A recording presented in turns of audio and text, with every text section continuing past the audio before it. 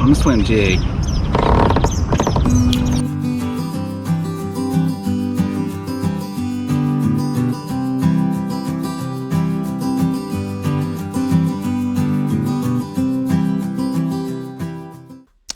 Thanks for tuning in to another episode of Casting Across Texas.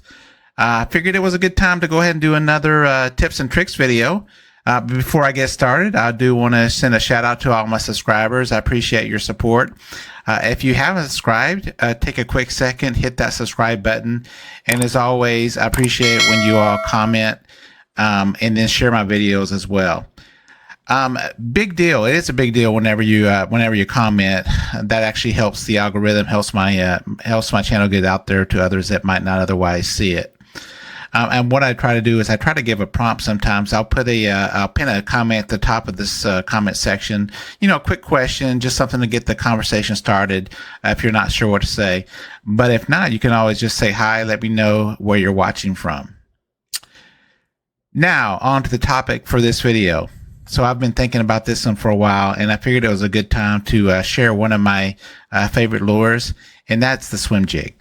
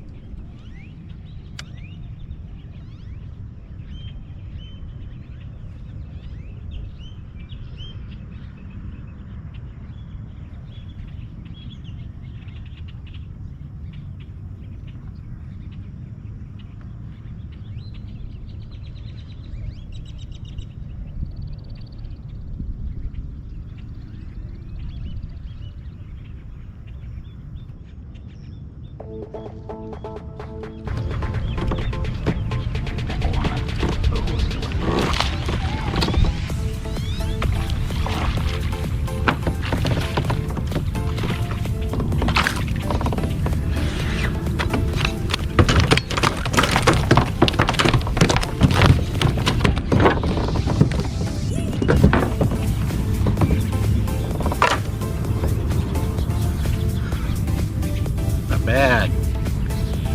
On the swim jig again. You know, so as with any other tutorial or tips and tricks video, there's going to be a ton out there on this particular subject. So with that said, I personally make it a point whenever I'm doing any kind of research on new techniques or new lures to watch videos from several channels. And that helps me kind of gather information from all my favorite YouTube anglers and then help put all that information kind of in a system that's going to work for me. So in this instance, I'm going to go over the methods and the gear that will work for me as I'm fishing lakes and ponds around my area here in Central Texas. Now, of course, a lot of these tips are going to be applicable wherever you are. So let's start out with the basics. This is the gear that I like to use when I fish a swim jig. Now, a quick caveat here. This is my gear, and while it works great for me, it doesn't mean that this is the only gear that I would recommend. The idea is just to give you a starting point for when you're selecting your gear. So the first thing will be the rod. For me, I'm going to be using a 13 Fishing Defy Black 6-foot 7-inch medium heavy fast action rod. Now, quick side note, as most of you know, I do a lot of fishing in my kayak, and I have found that a 6.5 foot to 6'7" length rod, that's actually a perfect length for kayak fishing. I do have one 7-foot rod, rig actually, that I use for my drop shot setup. But I find that the shorter lengths for the rods actually make it easier for casting. And they also give me less worry whenever I'm having to be fishing under overhanging branches and things like that. I can also say from personal experience, the shorter rods are a lot easier to keep from, just cast from a sitting position. I will say that I have used a medium fast action reel, but I found out the hard way that just doesn't give me the power of the hook set that I get with a medium fast action, or excuse me, a medium heavy fast action.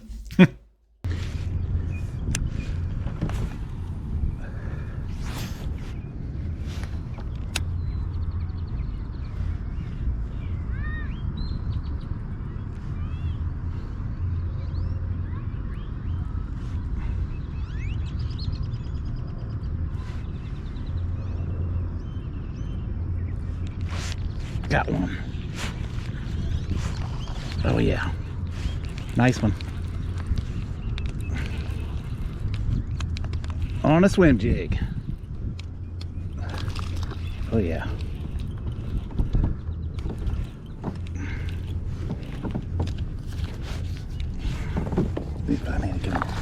Oh my God. My PB. I just lost it. So I don't have any scientific evidence to back this up, but I will say a majority of the anglers I watch, they do recommend using a medium heavy because it does give a better hook set on those heavier non-treble hook type lures. So the reel I use is a 13 fishing Origin 1 reel. Now this has a 7:3-to-1 gear ratio. I honestly don't have a specific reason for this particular gear ratio. It just so happens to be what I have paired up with the rod that I use. Now, with that said, I probably would not go with anything less than a 6 gear ratio reel. The fact is, I personally wouldn't even think about using anything other than a bait caster with a swim jig. And that's not to say you couldn't do it. You couldn't use a spinning setup if you had to. But with the way you're going to be fishing a swim jig, a majority of the time, a spinning rod is just not going to give you that action. It's going to be a bit more challenging with that lower gear ratio. So finally, let's talk about the line I like to use. Again, this is personal preference on the brand here. So the line I use is going to be the Seaguar Red Label Fluorocarbon. And in this case, I'm going to be using the 10-pound test line. So anyway, on to the actual lures. I have 2 particular swim jigs that I like to use. Those are the Strike King swim jig, and then I also have a Googan Squad swim jig that I've done pretty well with also. One of the good things about the swim jigs is that they're relatively cheap, even for some of the name brands. But, the thing is, never let cost be a deciding factor. Get what you can afford and start using it. The fish don't care how much you're spending on your gear. That's the truth. So as far as the lure sizes, I use primarily, it comes down to 2 primary sizes for me, and that's going to be the 1/4 ounce and the 3/8 ounce. The way I'm going to determine which one I'm going to be using, it's really going to depend on the water depth that I'm going to be fishing. Now, as a general rule, for many other waters that, when I'm fishing a depth between, say, 2 feet to 10 feet, I'm probably going to be fishing the 1/4 ounce, and then anything between 10 to 20 feet, I'll go ahead and go with that 3/8 ounce. Now, one of the big parts of the lure is going to be your trailer. In my case, I have a couple of different ones that I use. First, I like to use the Strike King Rage Swimmer, and then the other one is a Bass Pro Shops XPS Speed Shad. The colors that I like to use are pretty basic, so for the most part, I'm going to stick to the simple shad colors or white, and then when I'm in lakes that are going to have perch as a primary forage, I'm going to go with a bluegill color or a kind of a dark green pumpkin. Now, as with any plastic lure, you can always change it up depending on the conditions you're going to be fishing in. There's going to be chartreuse with stained water and maybe blue-black when you're going nighttime fishing or deeper, darker water. Well, there's another thing that quite honestly, I don't always think about. I know it's probably not something that's super critical in most anglers' minds, but what that is that's going to be the size of the actual lure.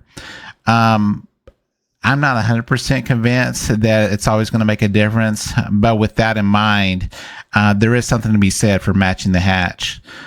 So for me, for the most part in the spring, I'm going to be using 5-inch lures.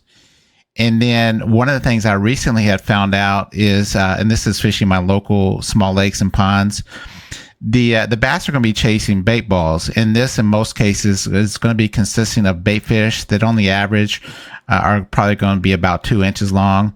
Actually, the smallest swim baits I've found are going to be about 3 inches.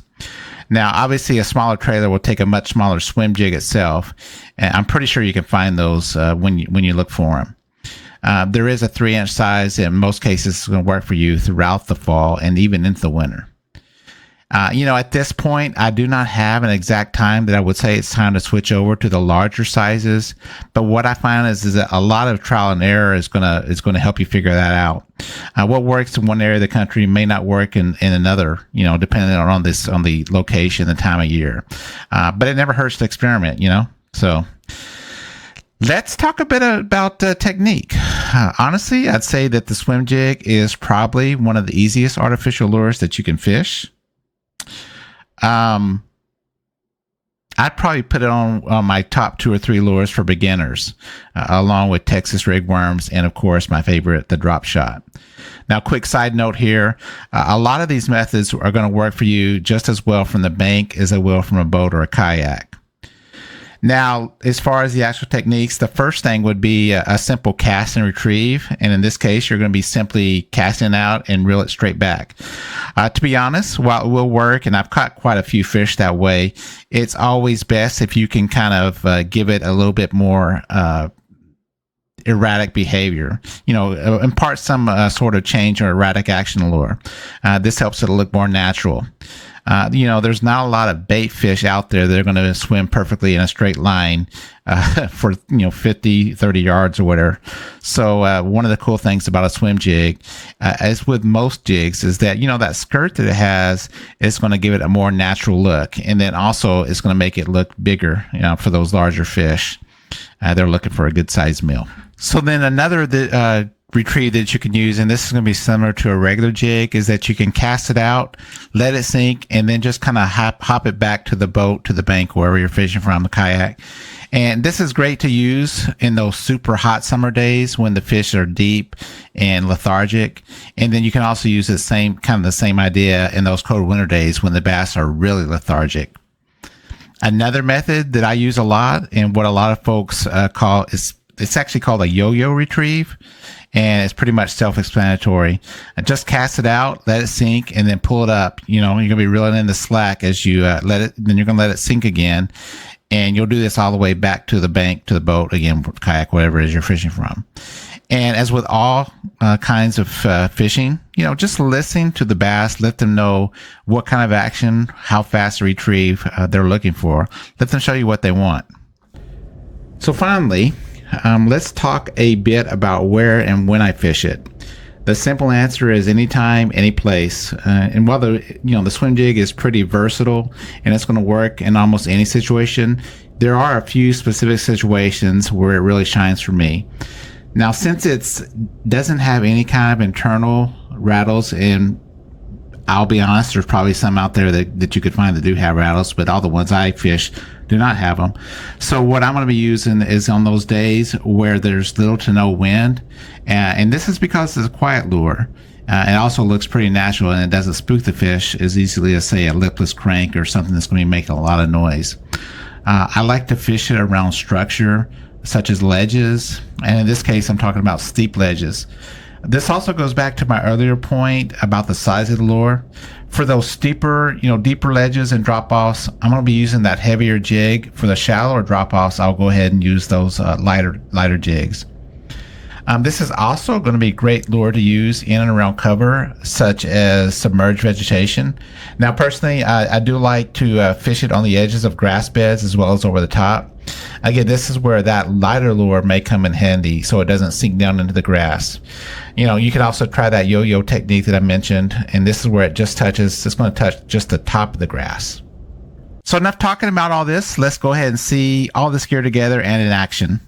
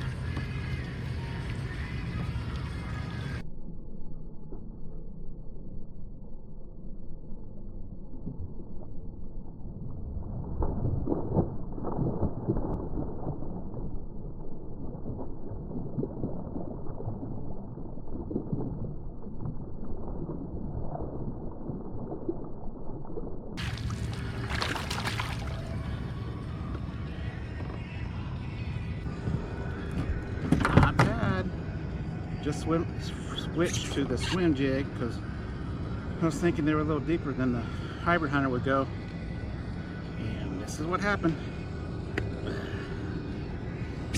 Not bad. That's going to do it. I hope this has been helpful for you guys and girls. As with any tutorial video, there's going to be a lot more details that I may have missed, but at least this is kind of give you a starting point when you're going to be using the swim jig. And if you're just starting out, hopefully it's a good intro for you. I'll be sure to leave some links to the gear that I talked about also. Now, as always, if you do have any questions or any of your own tips or tricks that you'd like to share, feel free to leave those in the comments. If I get enough input, I might go ahead and do another video and dedicate it to all the information that you guys pass on to me. I'd love to do that. Again, I appreciate you taking the time to watch this. God bless you all, and you have a great day, great week. See you next time.